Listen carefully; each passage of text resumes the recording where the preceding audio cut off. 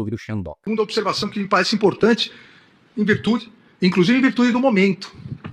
Parece, presidente, boa parte da imprensa, alguns críticos do Supremo Tribunal Federal, parecem ou por desconhecimento, ou por má interpretação, ou infelizmente muitos por absoluta má fé, que não há vedações aos magistrados e que os magistrados não observam e não respeitam essas vedações. Ah, com certeza, todo magistrado, principalmente ministro do Supremo, observa as suas restrições. E aqui eu vou ser justo, tá? Juízes de primeira instância, desembargadores, geralmente sim observam o Estatuto da Magistratura e cumprem com as suas restrições. Só que o próprio Supremo Tribunal Federal entende que o Estatuto da Magistratura não se aplica a ministro do Supremo. Então já começa por aí. Quando ele fala magistrado, magistrado é muita gente. Ele tá falando de gente de instâncias inferiores. O Estatuto da Magistratura, segundo o próprio Supremo, não se aplica para o Supremo. Depois, mesmo as vedações que existem para ministro do Supremo, de não julgar causas que ele deveriam se declarar suspeitos, ainda assim eles julgam. Ainda assim, eles julgam causas de amigos, julgam causas de pessoas com quem eles têm relações próximas, julgam causas assim. Tem aniversário da filha do bilionário. O ministro do Supremo vai, porque ele é próximo da família. Aí depois vem um caso, ele julga o bilionário. Ah, que maravilha. Ah, o ministro, ele é sócio de uma empresa e essa empresa recebe o patrocínio de um bilionário. Aí ele vai lá e julga o bilionário e fala, não tem nada a ver, ele patrocina a empresa que eu nem sou administrador, sou só sócio. Não, né? Vamos lá, né, Xandão? Não é bem assim. Não há nenhuma carreira pública com tantas vedações como a magistratura. Já começam as vedações constitucionais. O magistrado não pode fazer mais nada na vida. Só o magistério. O magistério pode dar aulas, pode dar palestras. E como o magistrado só pode dar aulas e só pode dar palestras, passaram a demonizar palestras dadas por magistrados. Tá certo. A magistratura tem que ser a carreira mais limitada de todas, porque um juiz possui muito poder na sua mão para ter liberdade para fazer o que quiser. Você quer ter mais liberdade? Você quer falar o que você quiser?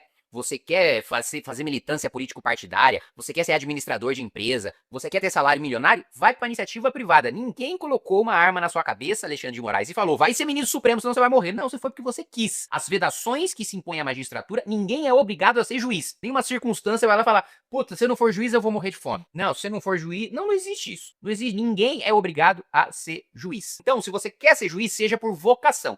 Hoje já não tá funcionando por vocação. Com todas essas restrições que o ministro Alexandre de Moraes coloca, tem um monte de gente que presta concurso para magistratura só por causa do salário, só por causa dos benefícios. Não porque tem vocação para ser juiz, não porque quer ser juiz, mas porque quer só os benefícios do cargo. Então, só do super salário, só das férias de 60 dias, o sujeito já quer ser juiz. Já prefere ser juiz do que ir pra advocacia privada, porque sabe que na advocacia privada ele vai receber muito menos. Ele sabe que é uma casta privilegiada a dos juízes. Então não vem com esse papinho de vedações. Primeiro que tá certo, tem que ter vedação mesmo. Segundo, não quer ter vedação, não seja juiz. Terceiro, com todas as vedações, o juiz ainda ganha super salário. Todas as carreiras podem ser sócio comercial, inclusive atuando, podem exercer em outros horários outra atividade. Tá faltando trabalho? Que outro horário que você vai exercer atividade? Olha o tamanho do número de processos que o judiciário tá sentado em cima. O judiciário não consegue julgar o número de processos que entra todos os anos. Quer exercer outra atividade em que hora? Se tivesse trabalhando direito, não tava sobrando tempo não pra exercer nenhuma outra atividade. O magistrado não. Pode dar aula e pode dar palestras. Por falta do que criticar,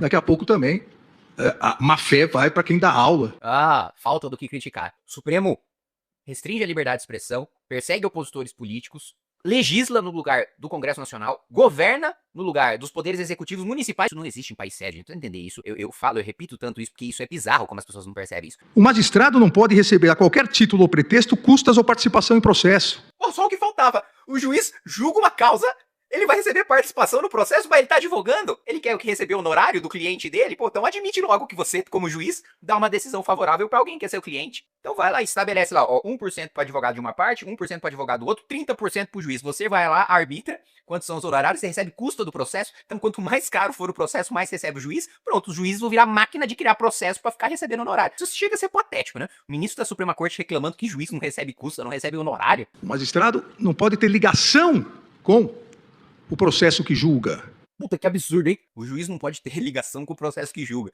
Pô, que pena, né? Pô, eu queria ser juiz e julgar a minha mãe. Pô, que pena. Eu queria ser juiz e julgar a minha empresa, que eu sou sócio. Primeiro assim, tá reclamando do quê? Que o ministro do Supremo ainda pode ser sócio de empresa. Pode ser sócio de empresa. Ele só não pode ser administrador. Mas até aí, gente, vamos, né? Convenhamos, né? Ninguém é otário. O verdadeiro dono é o ministro Supremo. E assim, pode até no papel tá outro administrador. O ministro supremo pode administrar do mesmo jeito, ninguém vai perceber, ninguém vai fiscalizar, ninguém vai reclamar. A coisa mais fácil do mundo é você colocar no papel que um cara é administrador e um sócio que não tá como administrador administrar. Ter reunião, fazer negócio, até sócio de empresa, ministro do Supremo pode ser. E é por isso que nesse ano, que a gente vai renovar 2/3 do Senado, a gente não pode eleger falsos direitistas, covardes, porque eu vou lembrar isso pra vocês. Metade dos senadores publicamente assinaram o impeachment do Alexandre de Moraes. Mas, se a gente de fato tivesse metade do Senado contra abuso do Supremo, Flávio Dino não teria sido aprovado. Metade do Senado barrava. Cristiano Zanin não tinha sido aprovado. Ou seja, ele assina publicamente pra te enganar, pra te sinalizar pra você. Um eleitor que ele faz de otário, que ele faz de burro, porque é um eleitor que não acompanha a política. Só que aí na hora do vamos ver, na hora do voto, ele vota no Zanin. Ele vota no Dino. Gente, a gente tem que parar de ser otário. Conhecer a trajetória, a consistência, a proposta. Pensa bem no seu candidato ao Senado. Ele tem uma história coerente com aquilo que ele tá falando? Porque você não precisa ter mandato para mostrar que você vai fazer alguma coisa. Eu tinha uma trajetória política antes do meu primeiro mandato de deputado. Eu tinha militado durante anos pelo impeachment da Dilma. E depois mantido uma atuação de militância política constante. Eu fiz da política a minha missão sem ter mandato. E dei resultado sem ter mandato. Você não precisa ter mandato para mostrar o trabalho, você só merece um mandato depois de mostrar o seu trabalho. Então não vote em alguém que promete que vai fazer uma coisa depois do mandato. O que você fez até agora para eu acreditar que com o mandato você vai fazer mais? Esse é um ponto que precisa ser analisado.